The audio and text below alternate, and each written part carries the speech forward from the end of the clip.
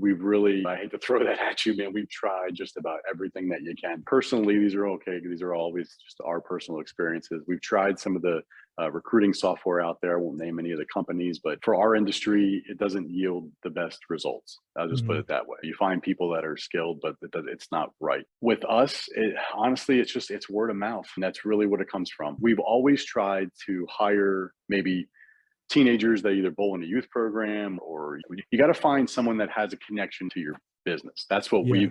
That's how it's been our key. Find someone with a Mhm. connection to your business that wants to be there. And when Yeah. you find that, then you show them, hey, this is why we do what we do, and this is what we're here to do. And it's all about the culture. Luckily, we've built an amazing culture. And that's the worst thing that happened through the pandemic. Like, we can lose the business and the revenue, and we can make more money, we can figure that out. But Mhm. our team, we lost a lot of our team. Yeah, you usually And I'm mention. talking about people that we hired them when they were 14, 15 years old, and then Mhm. they went through college, and then they were in their early 20s and still work for us.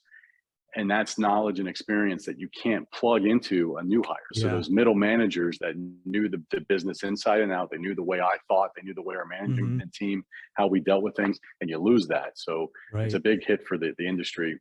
For us, what's been is really just finding people that are either dedicated to the sport, they love the sport, they want to be in your facility, and then you just teach them the culture and Mhm. create that fun family atmosphere. Because even like my team, I call them my family. That they have to be. If your management team and your staff, if they're not part of you, your business is going to suffer, and they're Right. not going to feel included. Luckily, with a lot of the push from the open play, revenue has been decent, and we've been able to get Mhm. back.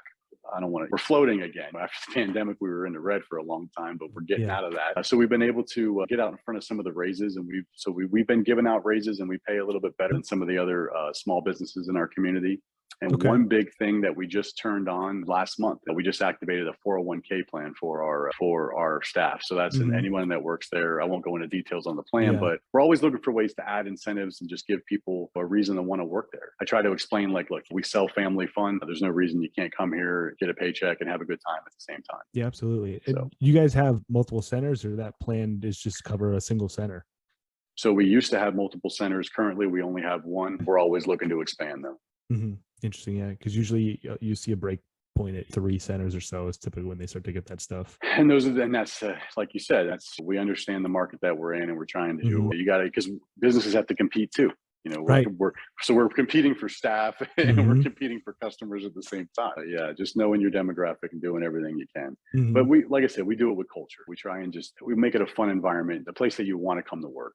You Right. know, but we still struggle. It's not easy, but we're close. We're Mhm. really close now. We're doing really well. Yeah, that's cool. Yeah, that follows actually, I do a seminar on or a webinar on staffing, and that, yeah, hits a lot of the points is using your culture and branding as the cool place to work can help you compete because like you said, you're competing for there's more jobs than people. They're not just gonna come out of nowhere. You got to give them a reason to pick you over somebody else. So the Yep. two big keys.